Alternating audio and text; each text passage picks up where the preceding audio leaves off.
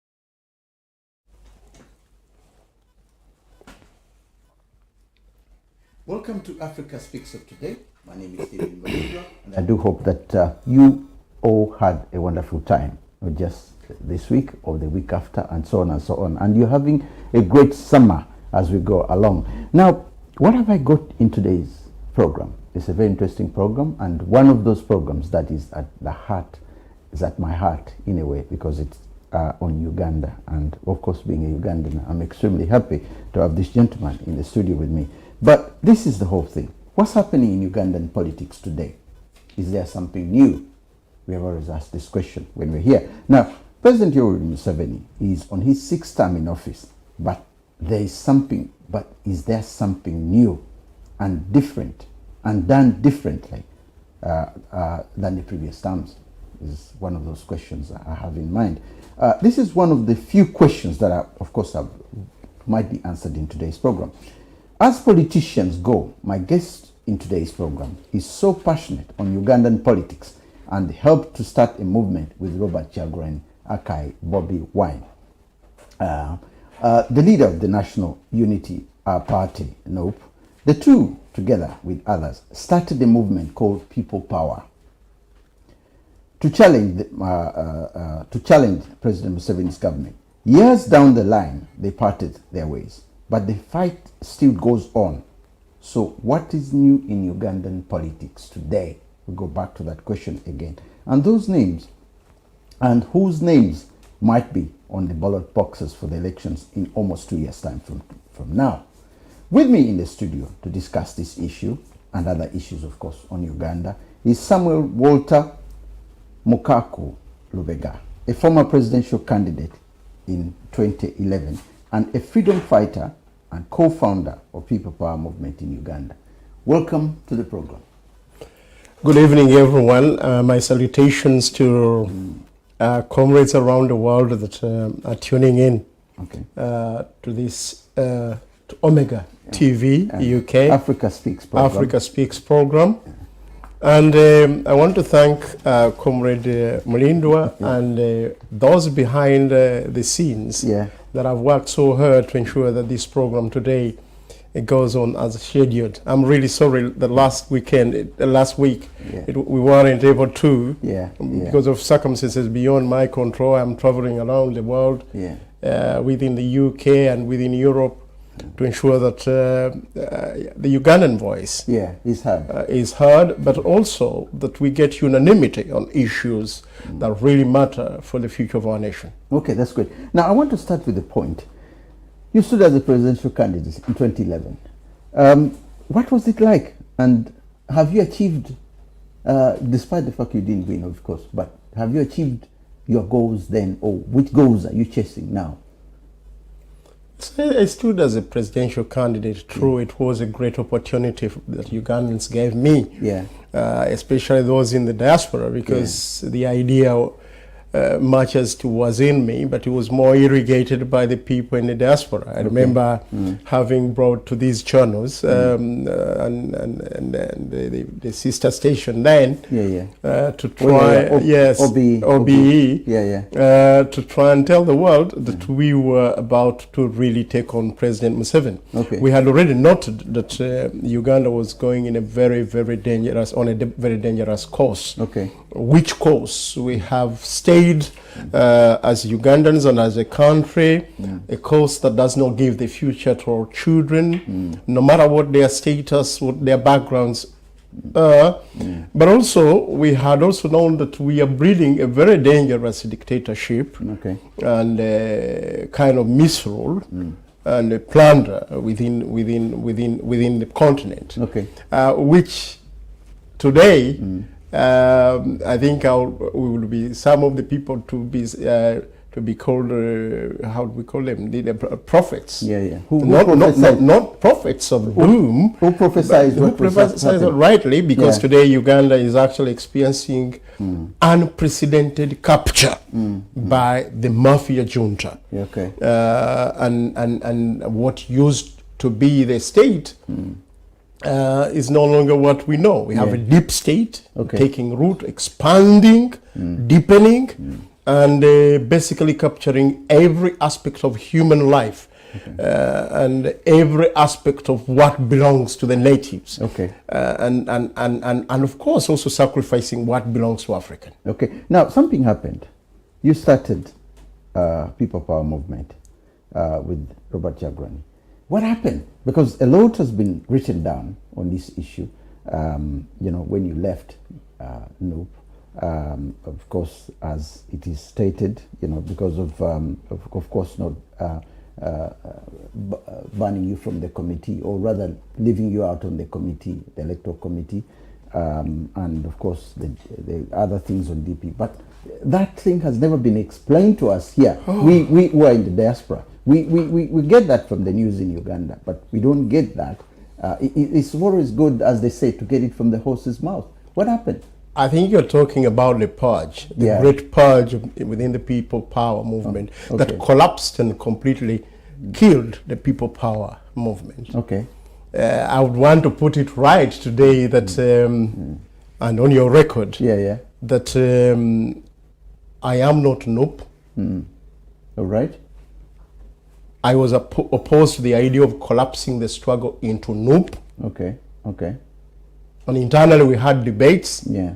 Debates that sat severally and started as early as the Hoima, the Hoima by-elections, where I did not participate. It is on record. While I led all the other by-elections, I did not participate in the Hoima one, together with my colleagues especially in the DP block and UYD. The reason was we were taking a course that we never chart out together.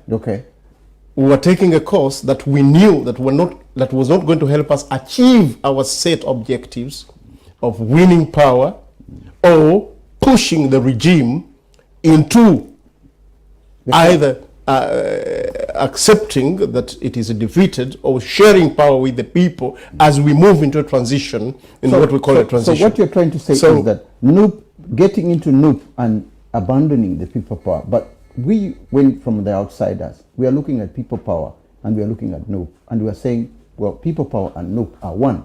That's one organization. The unfortunate tragedy is to equate both. People Power is different. People Power included the DP bloc as an anchor group, as you remember. Of course, we had at the time Comrade Kyagulanyi, who was not allied to any political party then, and he was independent in public, as you in parliament, as you remember, and even during the elections. But he could get into any political party, whether the existing one or a new one. But People Power also included JEMA, included ANT, which at the time was called a New Formation. It included members of FDC. It included PPP. It included many other parties. Because the whole idea was to and those who didn't have parties.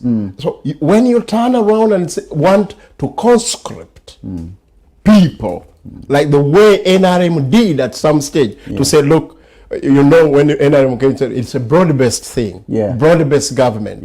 Then all of a sudden, when we went for LC1 elections, NRM has won. It has won who? When all of us Ugandans are in there. And that brought problems. This time around, when you're fighting a vile dictatorship, a vile misrule, vile capture, you cannot collapse. You just cannot collapse the entire efforts, the wider efforts, into a political party. Because political party by nature are exclusive. They are not inclusive totally. Political parties by nature, they have a unidirectional ideology. And here you have many people believing different ideologies. Many people of different backgrounds, not just ideological. Was there no consent with the DP and all the others and saying, look, this is the position we are going to be in? Because I think that is what led to the...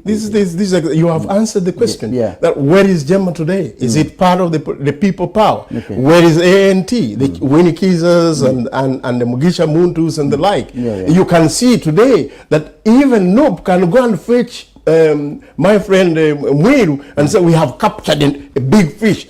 Which big fish? When Mwiru was among the people who founded and started the people power movement. You see, and this is the contradiction, as I've said, of great calamity.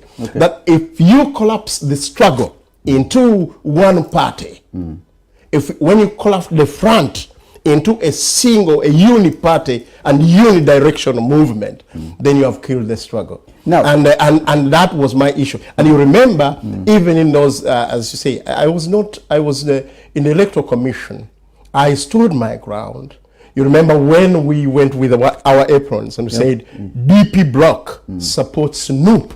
We were deliberate. The only thing that had changed. I saw the pictures. The only thing that had changed was now, instead of DP bloc becoming the anchor party, we said that and we said, let NUP become the anchor party.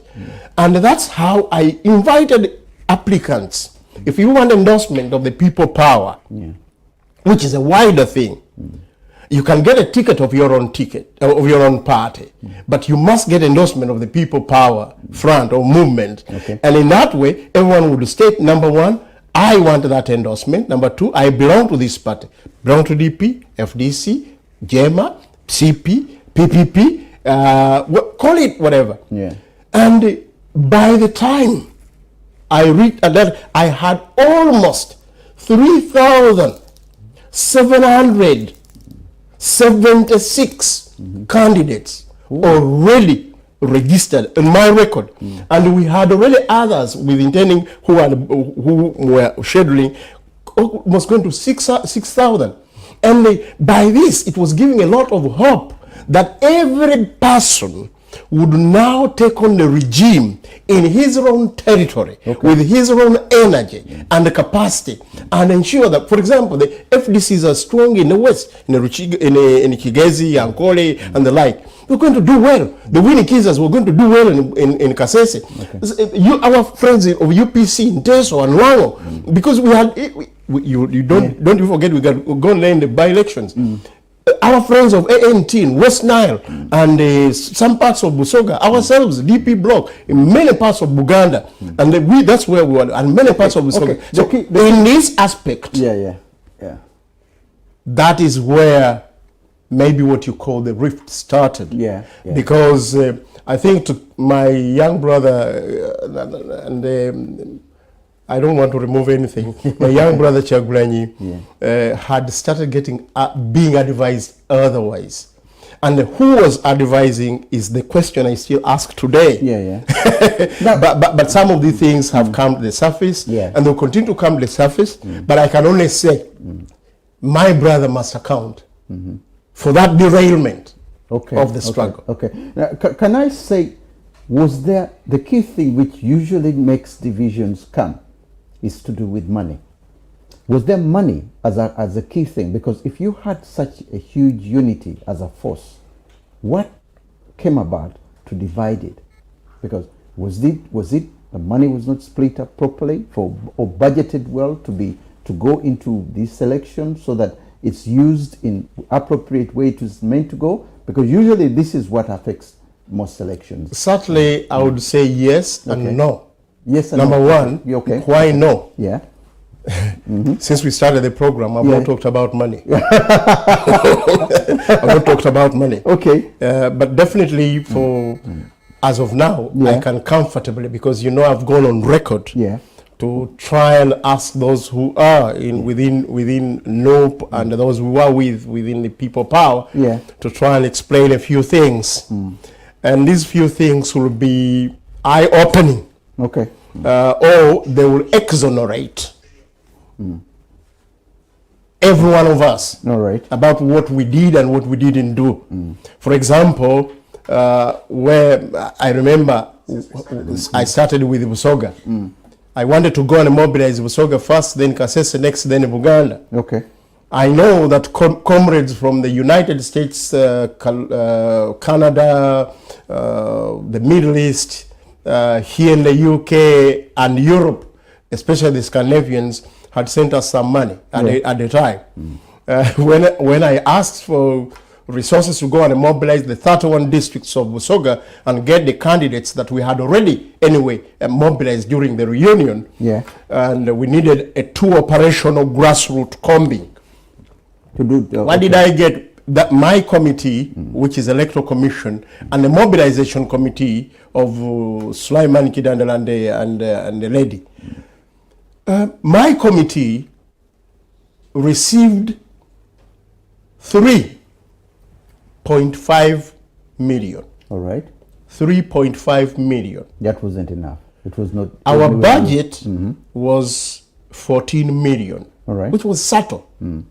But we received 3.5 million. All right. And they said, we shall get maybe another 3.5. You got the field. At least I'm on record, the Sevufus, the Kidandalas, and elsewhere. So now the two committees, how do we use this to get candidates out of 31 districts, including the district of Vuma, which is across the water, and then that of Mayuge. Now, I'm coming to that. But I had known that indeed, from comrades, just from the US, the people who had sent in $200,000 US. You know at that particular time. If you want the names, I will give, but I'm not at liberty now. Yes, I knew at the time, because I'm connected. I knew people who had contributed here. So I said, but look, if this is the main thing for the game before we go, because we need to get commanders. For us, we're not looking for people who are going to sit in positions on the relax and eat sausage. We were looking for commanders. If you occupy an electoral position, fine. But what we need is your command and control, your skills to mobilize. And if this was as important, because you're getting people who are going to be commanders up to the level of LC3 councillorship, from MP, and then you want the presidential vote to really come out, because it's the one we were going to use as evidence to the international community and the local community to say Museveni rigged this election. And as you know, we're not reinventing the wheel. Museveni did it some time back together with the Kaidas, because if you have to tell the world that, look, somebody did something bad, you must get the evidence in time, profile it, and codify it so that everyone now knows this is hard evidence. We had said ourselves in 2017 that is what we were going to do. So I looked at Mr. Ruvongwe and company. Said, what is happening here? I used other people's money. In fact, I called Dr. Bedi Bwanika to try and mobilize some other money. We used other people's money to mobilize Busoga. That's why we won Busoga as people power and as NUP. Without getting even the members of parliament. We got only one out of all those we had got 6 or 8 of them. Only one, Chebakutika. And at that material time, I started to see that now people have become greedy Yeah, before you even, before we are even there. All the critical operations of the election had been surrendered. And I asked my comrade Lubongoya and the Nyanzis, and I told them, look, here we are talking about what are we going to do when we go to Kasese, when we go to other parts of the country. So, you know, Ms. Alvega, the most important thing is we do a few things here, at least for the people to appreciate.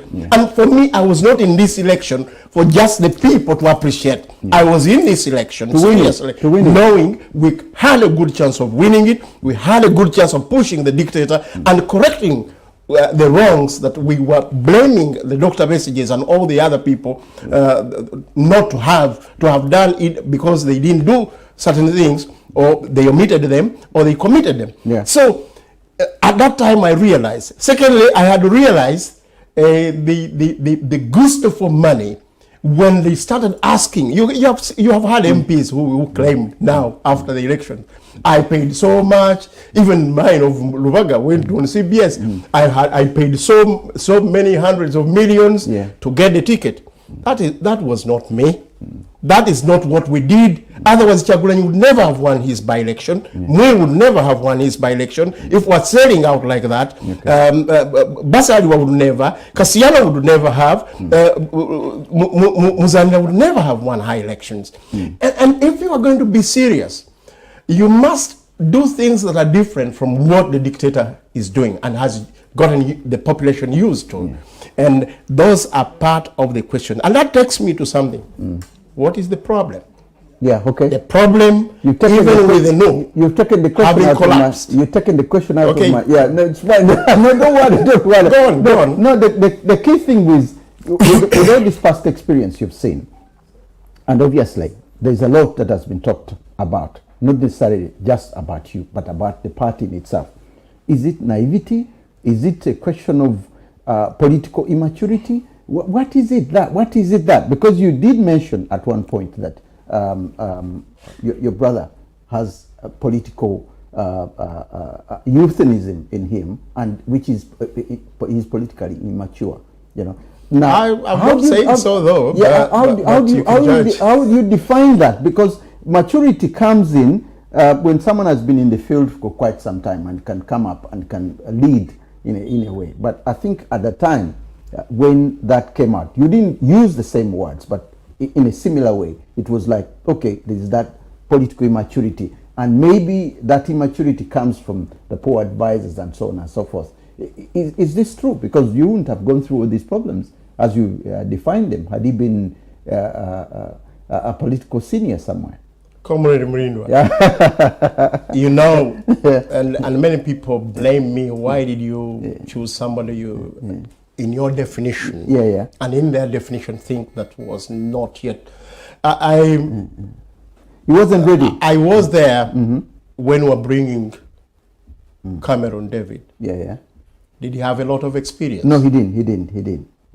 I remember in the Blackpool conference, before he made his Wednesday speech. He came as 7th.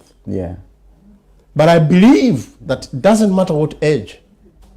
As long as you have good advice. No, but remember, he had political power behind him. He had the political giants within the political party. I'm coming. Okay. How about Obama? I'm sorry about How about that. Obama? What experience? Apart from the Illinois speech.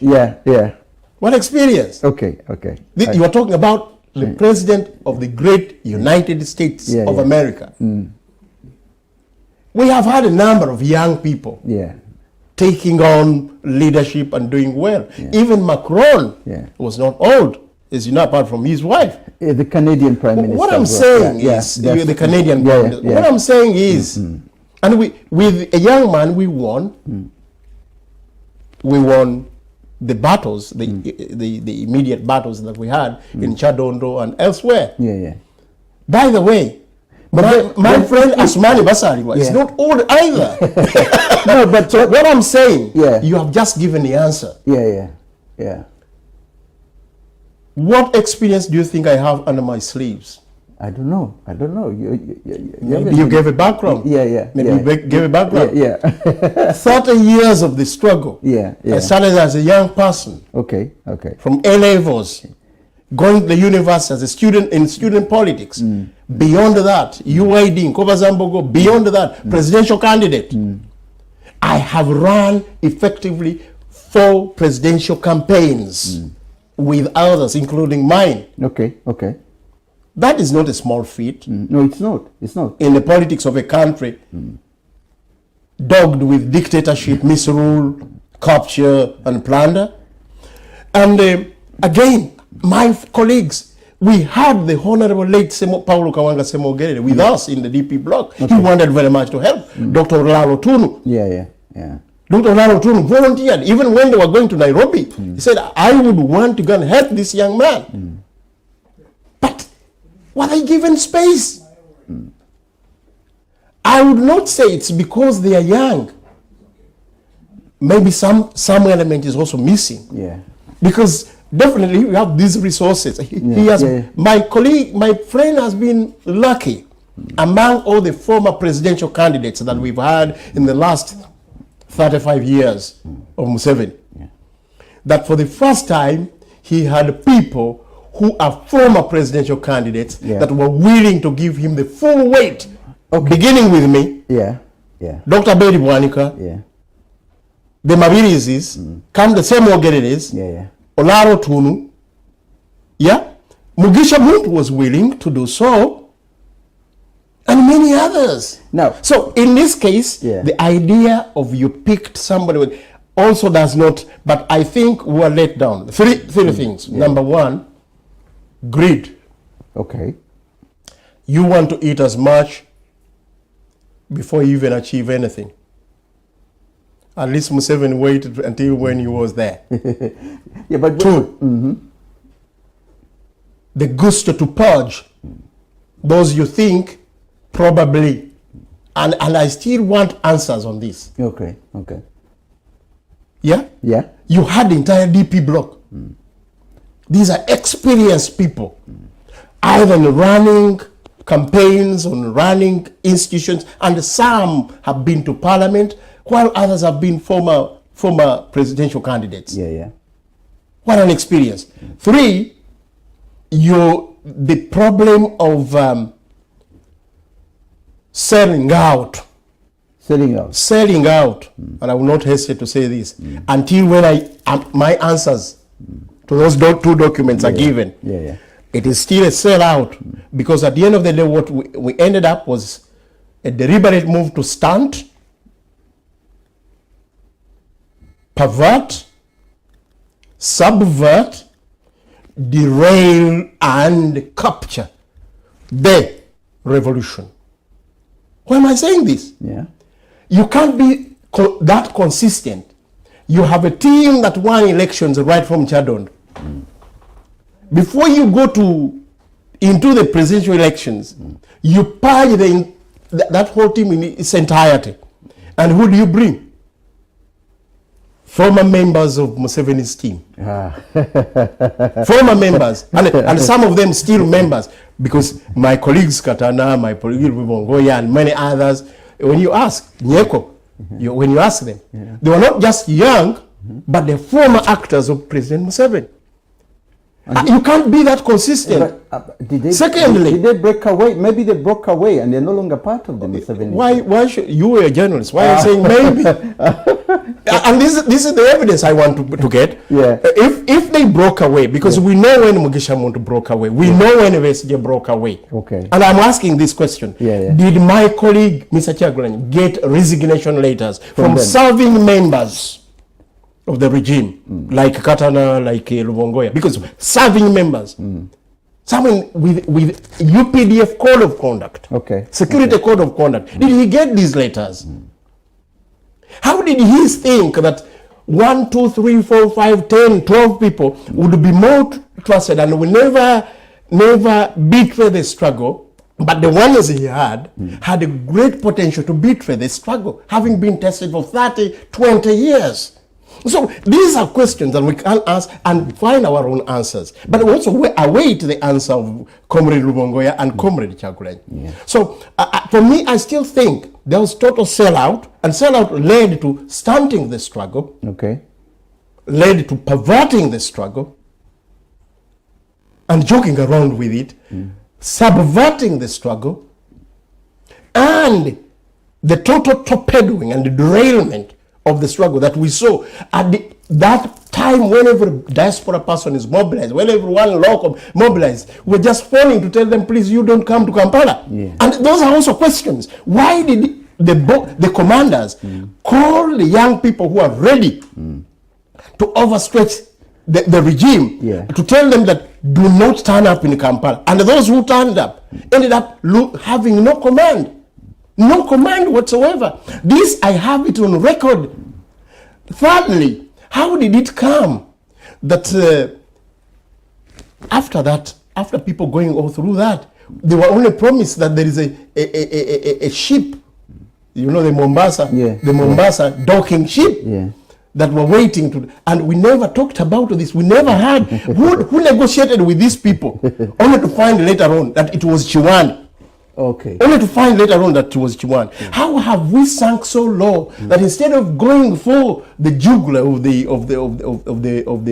junta, we only drive to Ukraine or Serbia and stand on a tank that is out of taken out for ages, and then we start saying, here we are removing a dictator. How did we end up? How did we even end at having the would-be commander-in-chief and his entourage and his co-commanders now being greatly involved in conducting marriages, conducting marriages, and conducting, you see, partying.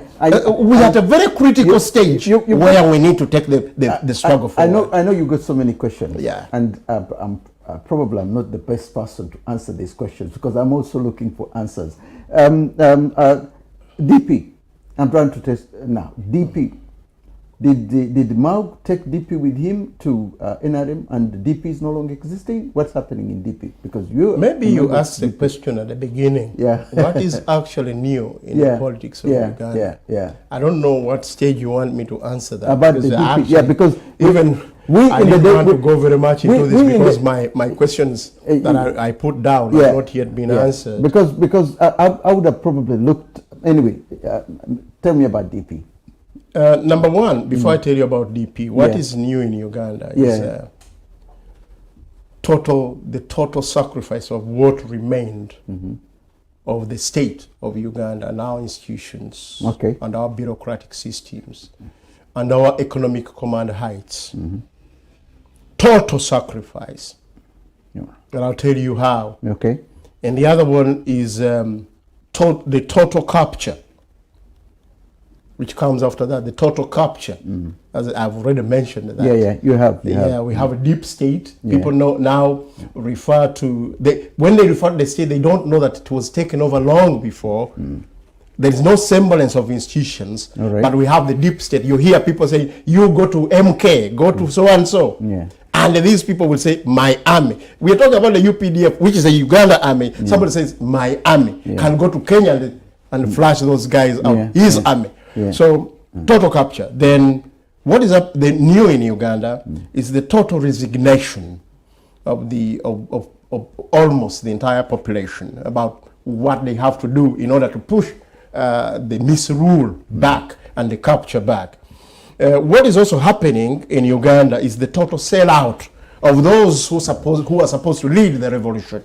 Total sellout. You've had, you read newspapers, how people are now accusing each other of having taken the money of the junta leadership. Whether it is an FDC, it's an DP, in UPC, in NUP, I can tell you, and our whether traditional institutions, whether faith-based institutions, name it. Everything has been. Everything has been. Even schools have been taken, and taken because the weakness that those who were supposed to lead and to command resistance against this have totally sold out. The people we should be in the same category, pushing backwards, pushing back the regime. You hear now, and that sickens everyone. Of course. So that is what is new. Now about DP. DP, yeah. So DP has not survived this either. You know, it started long before attempts, and we had. I know you interviewed the late Kyagulanyi. Yeah, Kyagulanyi. Yeah, I did. You know how I stood up with Yeah. a few colleagues then, Dr. Bayiga and the rest. Yeah. And we said, Wikiti was Kyagulanyi, you can no longer be a flag bearer. You can be our friend, but you can't be a flag bearer because you've sold out. Oh, you remember? Yeah, I did. Yeah. And many people hated me. Yeah, for that. They hated me with the gusto. And I told them, But when time comes, it was after 11 years in Kololo, Museveni came through and said, I want to introduce to you my great friend we have worked with 11 years, exactly the time I told the people. Now, so it started long before in the Democratic Party, poaching people, the late Mutagambas and the like. But that poaching was not as dangerous as what we have had, because two things. The regime, the President Museveni, and this I'm not putting words in his mouth. You know, he has said it. He has sent plants into the Democratic Party, like he has now sent plants into other parties, including the youngest. Now we have. He has sent plants. He is the one who knows when the assignment will end. When it starts, we all come to see belatedly, but when it ends, we all come to see. He has also bought people who were original, corrupted them and bought them. Yeah, you corrupt and buy. You understand? So this has happened. Now what is happening in the DP? You have a leadership cabal, handful, who are following the president after having made the president sign that unholy agreement. The agreement, if it was actually real, you would have seen the MPs of the Democratic Party trading politics on the other aisle within Parliament. But unfortunately, it never happened. And now Mao is there and is swearing, I will never leave the leadership of the Democratic Party. I swear on my whatever. And is this your property? These are not public institutions. So what that I've always called it the akenalization of democratic institutions. Why have we had that? Because President Museveni has gone on a very, very dangerous course, put our country on a very dangerous course by going into unholy alliances, to create unholy alliances that will eventually, nurture, or cholera is what? That will eventually nurture and grow what we call a Republican monarch. Unholy alliances with democratic institutions. Complete perversion and subversion of the military and the security forces. So much that now the command in Bombo is no longer important. What is important is SFC. And SFC is a clan, family-led thing. Then the other one is the other potential, the international community. Unholy alliance. Now you have seen how we've gone into creating an unholy alliance with Russia, North Korea, and China. At first it was secret. The MK used to travel to North Korea. Now it is open. Museveni himself had to go. At first he sent and used the other because he feared the Americans. What have we gotten?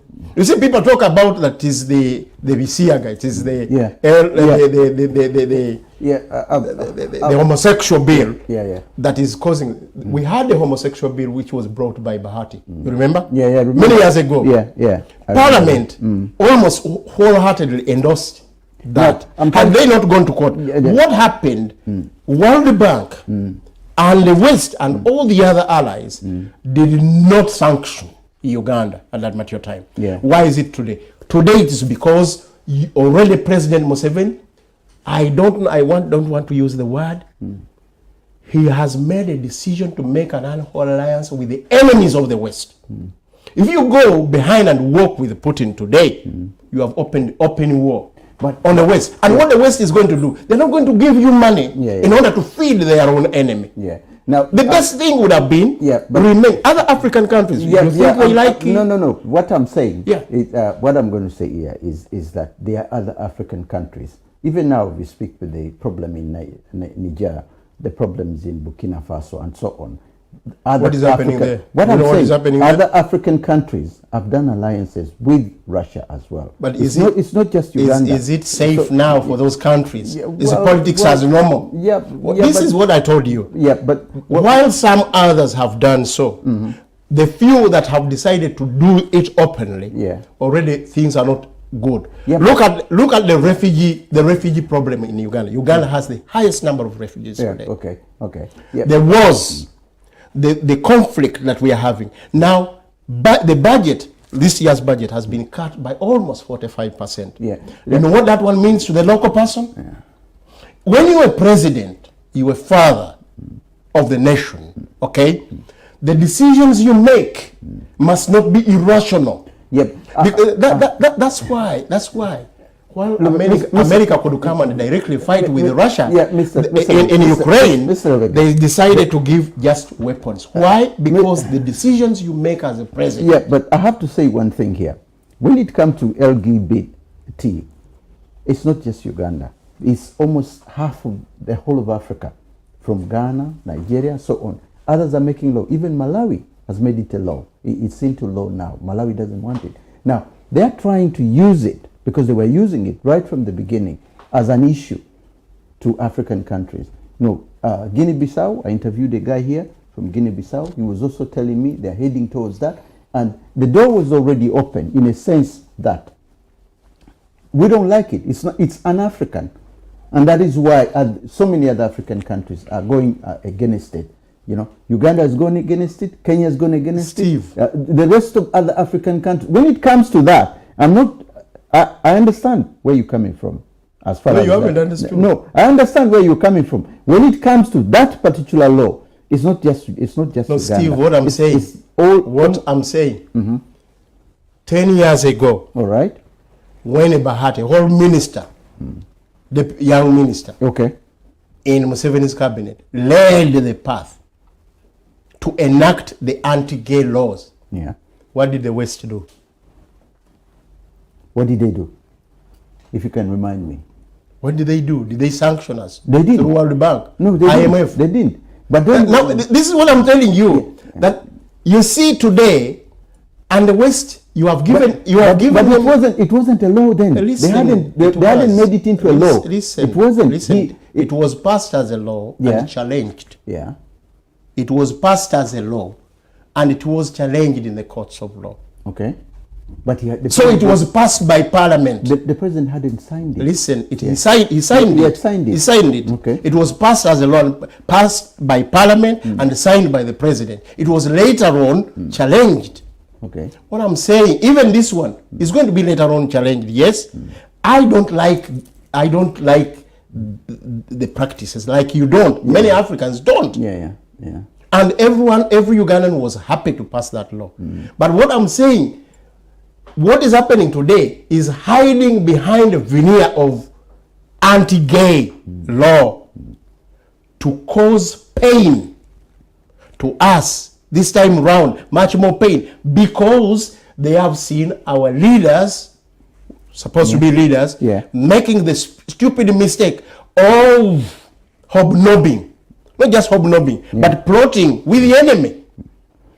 So today, nobody is going to give you money amounting to half your budget when you are with their enemy. You understand? It's like Cuba did what they did, and eventually they faced the wrath of the Americans. It's like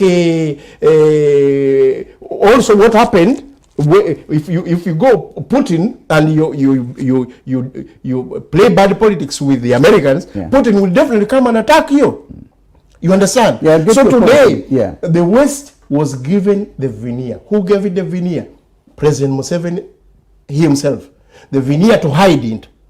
You pass a bad law, you are anti-human rights. But there are human rights which have been abused beyond repair, you know that. Of course. But why is it that today, and today is when we have total almost total World Bank and IMF sanctions, because we are moving with North Korea, we are moving with China, we are moving hand in glove with Russia, and we are the ones now the conduit of their activity on the continent. Nobody, if you become irrational in your foreign policy, then you'll be hit. Okay, I do understand that, but that is not going to affect only Uganda.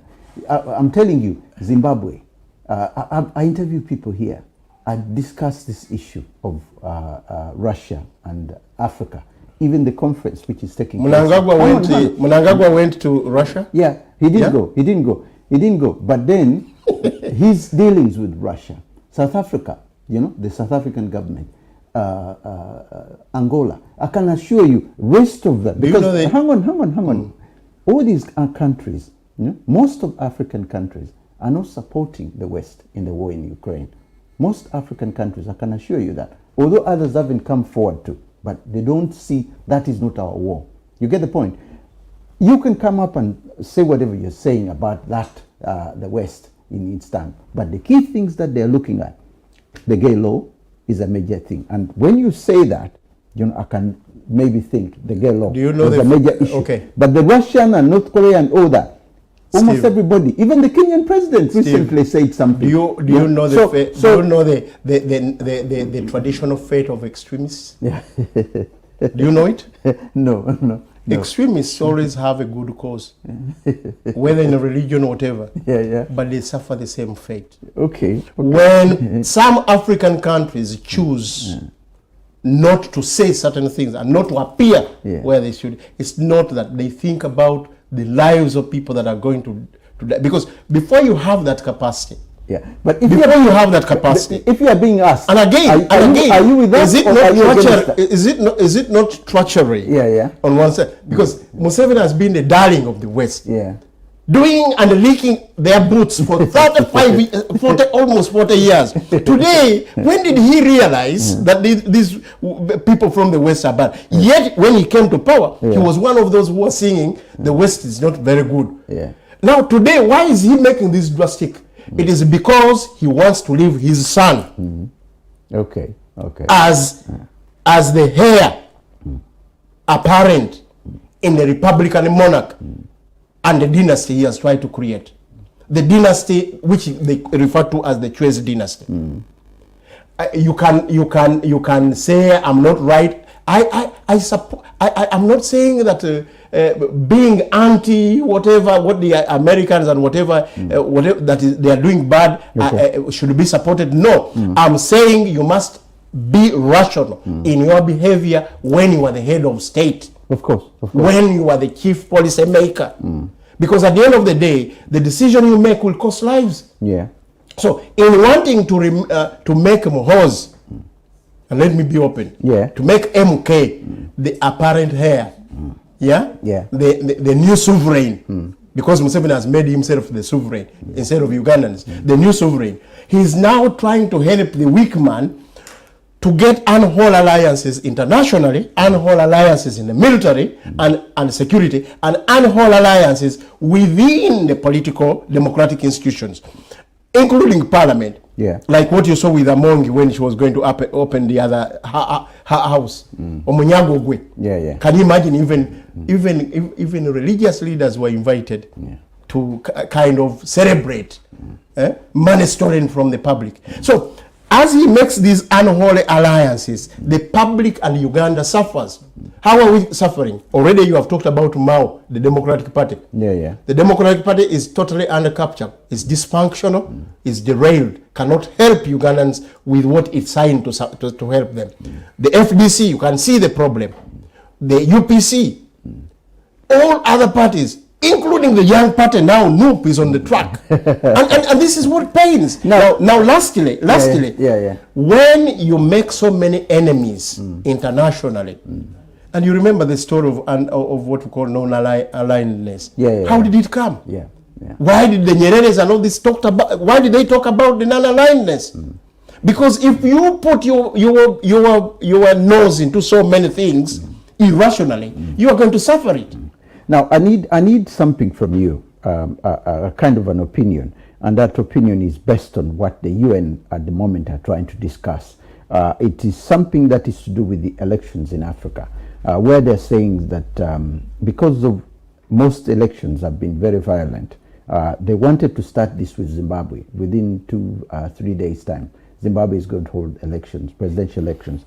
And they were saying that maybe a UN peacekeeping force should be part of the elections in Africa, where the instabilities are usually, because then they will have people who are neutral coming in to help with the elections, especially trained people to be on, say, ballot, where the ballot boxes are going to be, or that. But these are people selected from various countries from the UN, then create it like an army, a kind of an army being guided. So they could bring an American army, they could bring a Chinese, they could bring armies from Pakistan or somewhere to be part of the process, because most of African elections have been violent and people are being killed. People are being killed during the elections and even after the elections. Do you think this can work in Africa?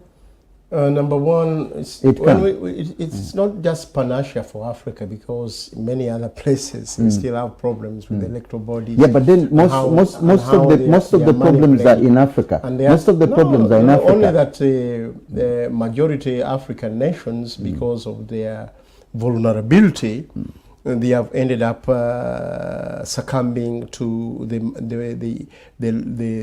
international legal maneuvers and security maneuvers. So electoral bodies manned by UN selected people is not total panacea in itself, but it can aid. It can aid in trying because they've been sending observers. Forward. They send in observers, but observers are not part of the elections. They are not part. But they're just there to observe. Even at that level, we've had many times where observers say, anyway, by and large, elections were free and fair. And you are not forced or under duress. Yeah, but then the thing is, it's because they're only in various places. But this time around, for example, if you have an African army, for example, you are part of the ECOWAS, for example, like I'm giving an example, or part of the East African, Central African Army, and you are paid by the UN. You say, come from Kenya, come from Tanzania, you're going to stand in the elections. This is what I've just told you. Yeah, stand in the elections in Uganda and be part of that, because your numbers could create. Can this make a difference? I've said, it may bring something a little better. May. And I underline the word may. I use my word selectively. Because what is your experience at our age?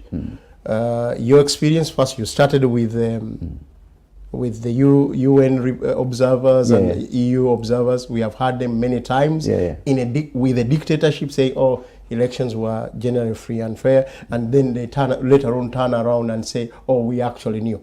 Secondly, you have talked about East African Army. You know what people are now doing with IGAD. In the name of IGAD, they go to Congo, they go to they go to Sudan, they go to wherever, and they behave the way they want to behave. How about ECOWAS? You now see the people of Mali. Are they very much happy with what you have? These people who are serving the colonial or imperial legacies, and they stand somewhere because it serves them right. Then they say, oh, we need a democratically elected man who is not actually democratic and who is oppressing his people. So with those experiences, we need now to marry the two. Number one, while we need the UN selected or supported people to man electoral bodies and election processes, we also need to do a lot with the local and the regional, creating regional and local ambiances. How? Because it's the political will of the political elites at the time in a country. Whether in the military, in the civil service, in the democratic so-called democratic institutions. It's yesterday you had in Uganda, while for the first time, I don't support Anita because of what I have already criticized her. But when she said, "Oh, hold on a minute, you can't, Nandala, you can't just come from wherever you are as SG, so-called SG, and you just bring whatever you want, and the Parliament endorses that we have dropped the whip." We must also see that the process through which you got that decision was democratic. Didn't you hear some other members of the political parties and in opposition attacking that position? And then I shuddered myself, because we know that there is a problem of internal democracy within our institutions. Internal democracy which has been eroded everywhere. Now, while NRM thought we were the only ones suffering, today you hear NRM, wherever it is, even in the UK, you have two NRMs. Two NRMs. That's not the NRM that people fought to bring. So, in this, we must also create some, do something to solve the problems which are internal, institutional internal, state-wise internal, and also regional, before we can also welcome the so-called UN selected, because UN selected is not necessarily that it does come without bias. It can come with bias, and just to install a certain puppet regime to a certain bloc, to a certain wing, to a certain interest. Now, you see, the reason why I'm saying that is the reason why there was an internal war going on in Ethiopia between the Tigray, the people of Tigray, and the current president of Ethiopia. And what happened was, when they sat in South Africa, this thing was put at the table. You either agree to have this, settle down and stop this war, or we create an African army that will come and be like a peace bloc in Ethiopia, which they didn't like. And in the end, they both agreed. But this was done with the help of the UN and the help of the South African group. Because the Tigray, how do you call them? Tigris or whatever you call them. And the other groups within Ethiopia and the political institutions and the armies, the two fighting armies, of course, were willing to play ball. It's not like the other group was coming in No. You know why I'm saying that? So when it comes to elections, must empower. When it comes to elections, it's a different ball game, because there is no war happening in the country. No, it's not just war. But we must empower every stakeholding force, every stakeholding player in that locally, regionally, and then you also bring in the UN supported thing or selected thing. If you have not empowered those ones, then the weaknesses in international legal regimes of the UN itself will come and just install a puppet to them. You understand what I'm saying? I get your point. And that puppet might not be in the greater interest of, say, Ugandans or Ghanaians or whatever. You understand? And eventually it will still be war. So what I'm saying is that it is a good thing if we can think about that as an alternative. But also we must, if it is in the case of Uganda, we must go further to empower our security services to be independent of certain things, and our democratic institutions. Because now, if you want DP to behave like the DP, then you can't have Norbert Mao and the Sirandas and the Mbides there. Because at the end of the day, instead of playing the right thing, they will just be playing as puppets for the regime that you want to clip its wings. You understand? I want to find out, I've always asked people, especially Ugandans, this question.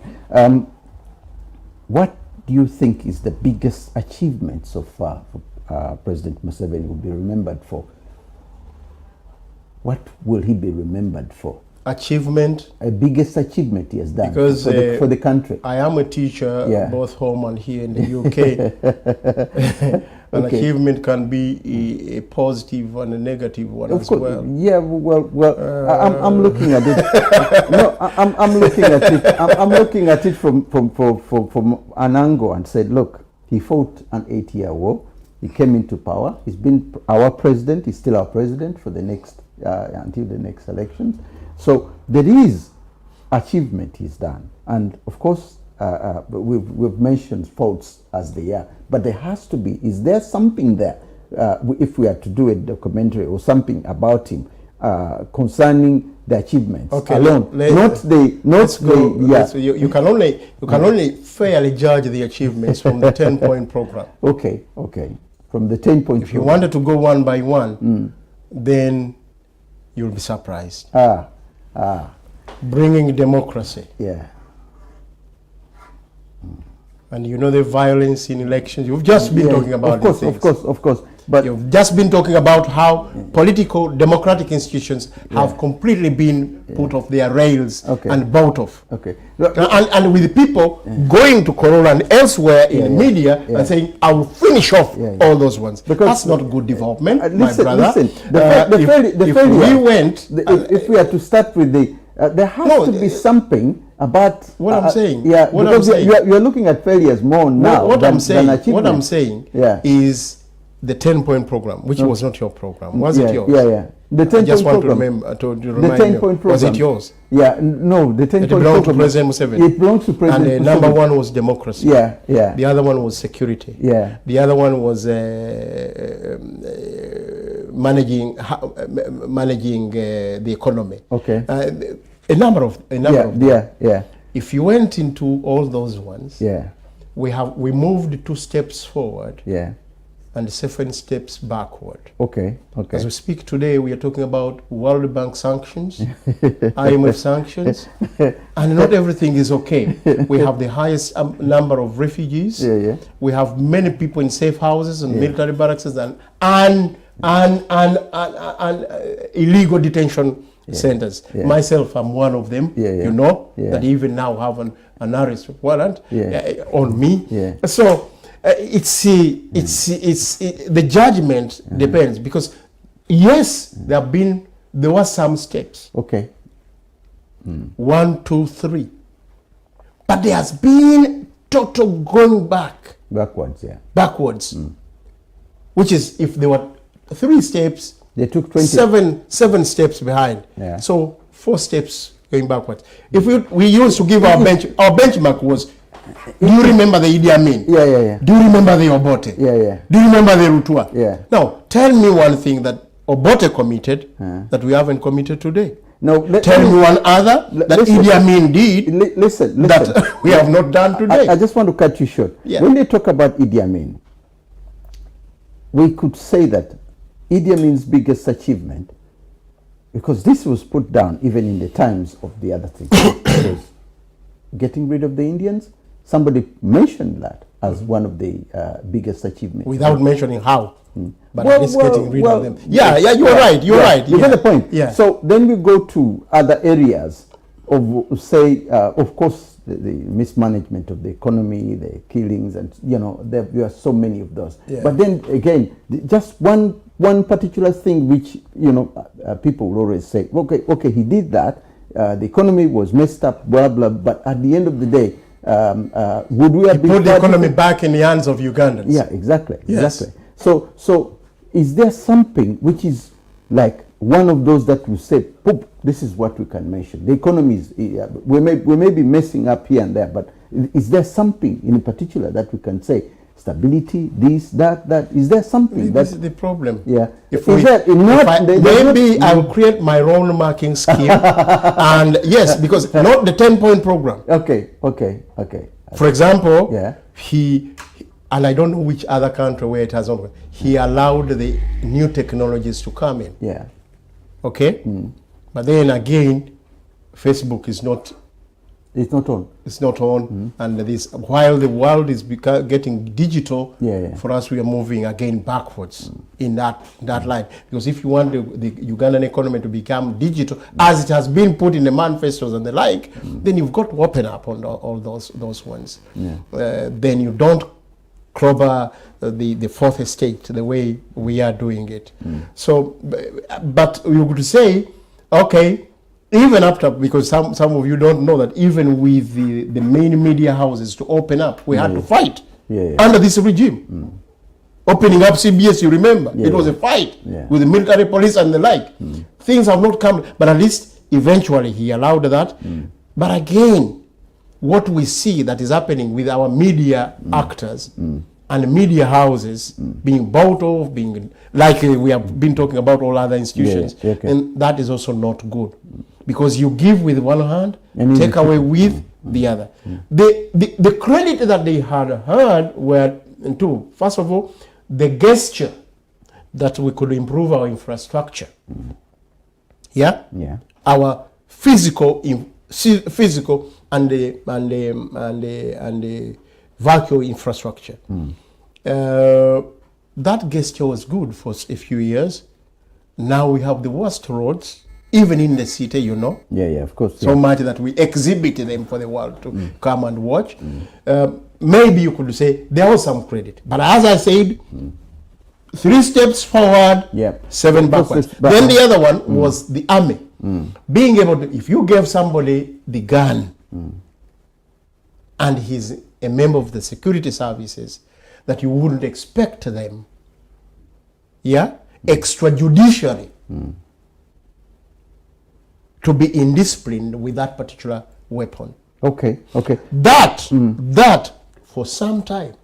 But now, if you look at what these friends from the West and whatever are saying, be very careful when you go to Uganda, because there is this and that and that. So I want to give an education. We thought that maybe the doors for the Ugandan child, especially the girl child, were opened up. Unfortunately, and the rights of women, we thought women were now being empowered. But what we have seen, while we empowered the women like the First Lady, the Kazibwes, those who have been there. But for 38 years, they have remained the same one. Affirmative action has been abused beyond repair, that they suppress the girl child from the universities, who never have the money, who have never stolen like these ones have done, and rig them out of whether the bureaucratic civil service structure or the political structure.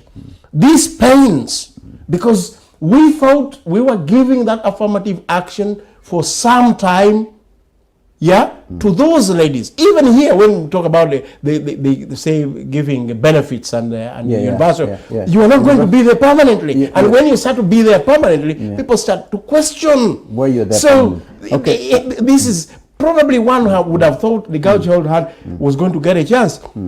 But then from what is happening, Bonaba Kone, instead of Bonaba Some, the dropout, the rate of dropouts, when you have several millions enrolling in primary school, even about 2 millions registering for UPE exams, and at the end of the day, by the time the exams come back, you have lost 1 million and you can't account for it.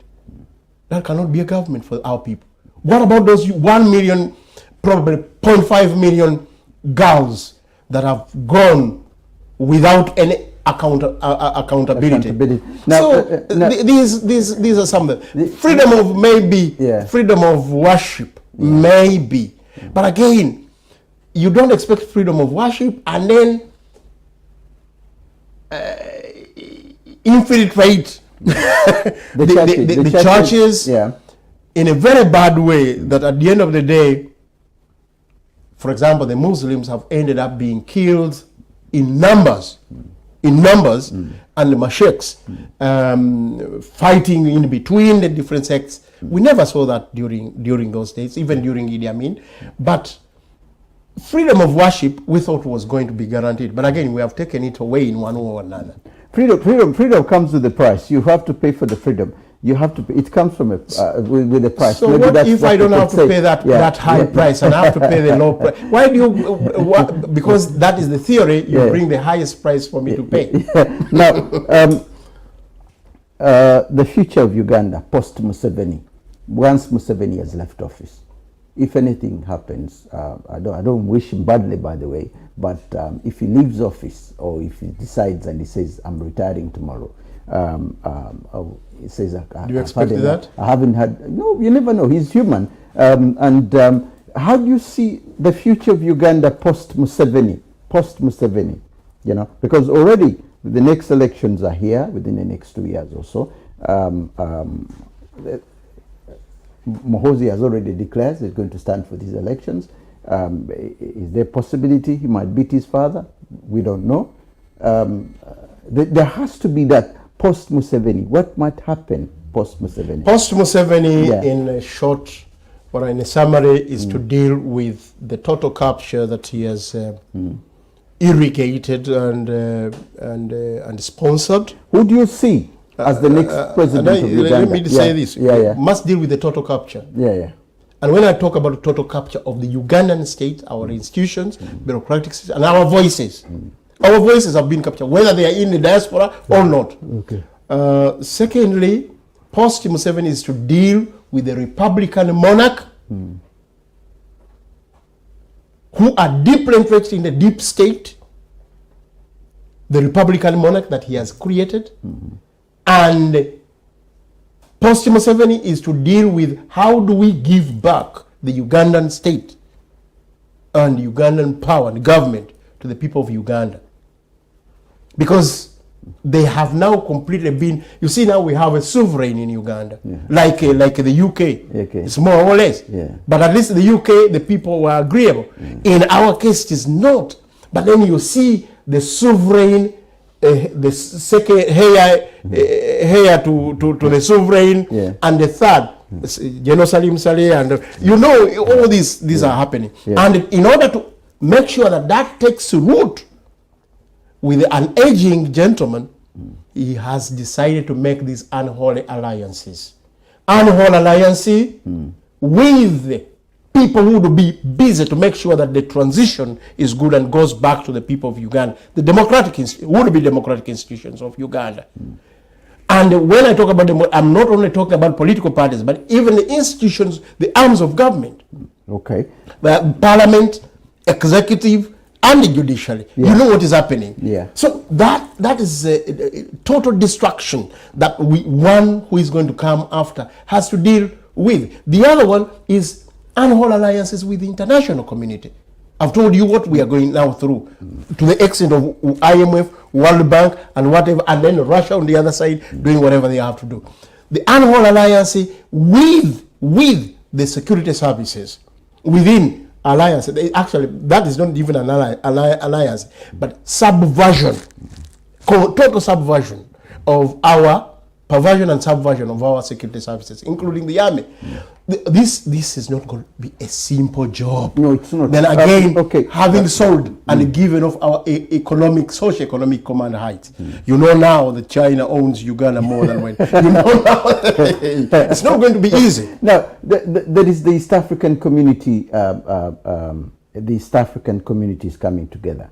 But maybe what I can mention is that Ugandans are lucky because the Steves and Mukakus are not devoid of the population. So many Mukakus are there, and we are ready to take on that responsibility. What I'm trying to look at, President Ruto recently spoke about the way the East African community is. The future of the East African community. And among the things he mentioned, when we go towards a one currency, there are certain things which each country has an obligation to do before we start the currency issue. And then, of course, the East African passports, which are already here. The structure of trying to make the East African, East and Central African region as a kind of a state, could this be because of course when you have a problem like here in the EU, there is a structure which you have to have in place for them to allow you to be part of the European Union. They told Poland, they told all these other countries how the structure has to work. And of course the political arena was one of those areas that where Poland and others had to deal with if they want to be part of Europe, which Turkey is trying to so much, but they're telling Turkey, you have to do this. Now, part of the political structure is that a two-term kind of thing, which is being suggested by President Ruto. Each president has to serve 2 terms. And Uganda has to be in line with that if it is to fit in within the East and Central African region. Would this work? First of all, when you refer to Ruto, I have problems with Ruto. Why? Because Why? I see as another small Museveni emerging to grow into a mustard Museveni. Okay, See okay, that? okay. So, but because Kenya was consistent on respecting, number one, the standards of establishing basic standards. But Kenya has the two-term limit as well. Kenya you was. can see that. Kenya was on track. So he can't. There's He can't what we jump call the that away. standards. Yeah. The legal regimes, respecting them, and all the other procedural whatever conditions. But where you have people like Museveni thinking that they will become Savagabis and manipulate and maneuver and buy so and so, that's why they have had a conflict even with his own son Kagame for a long time. Yeah. So there we are not moving all right, but surely that could work if we harmonized as member states, and if we created ourselves standards that we can respect. Okay. We can respect. We're coming towards the end of the program. And of course, but we need to learn a lot from our brothers, the EU, the other, ECOWAS and all that. Because there's a lot to learn. And even from the East Africa that was. Yeah. Because you know how it broke down. Yeah, of course. But it had made some successes, which are even much better than what we have made today. Okay. But when you have a regime in Uganda, which even does not allow its own political party, NRM, to select the legislative, the East African representatives. Really? Yes, they have to go to State House and be commandeered. Yeah. And yet the law is clear. Members of parliament should be given freedom to choose whoever. But they have to go to State House and be commandeered. We want the other one, not the other one. That's how low we have stooped. Then when it came to DP, you know what happened. Okay. So we moved a few steps. Yeah. With the East African, we moved one step forward. Yeah. And 7 backwards. Mr. Rubega, I think we can never reach. I think we'll probably be here the whole night. I really thank you for giving me the opportunity. We'll probably be here the whole night. And Omega if we are to discuss the politics, you are indeed a very great politician, and you are very widely knowledge. And I hope and pray that people have learned a lot from the politics in Uganda, because we wanted. We haven't had Uganda here on air for quite some time, but you've brought out what you know about Uganda, and you've been quoted. Next time I would want to talk about this very idea, not just the political, the term limits, but also the question of federalism within Uganda and in the neighboring country is very, very, very important. And also, how can we, all Ugandans, evaluate and assess the struggles against misrule, dictatorship, and capture? How can we all together assess? Maybe you bring some other players. Okay, and we will. Share okay, it's been an honor, and I just want to say thank you very much for being coming on the program, and I wish you the best in whatever you want to do. If you were to be the next president again, I will definitely. I will definitely, because what I see, I can't sleep and relax.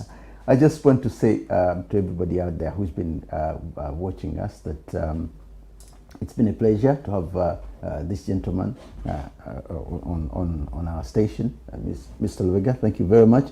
And I do hope we'll be together again next week for another edition of Africa Speaks. Thank you, and may God bless you all.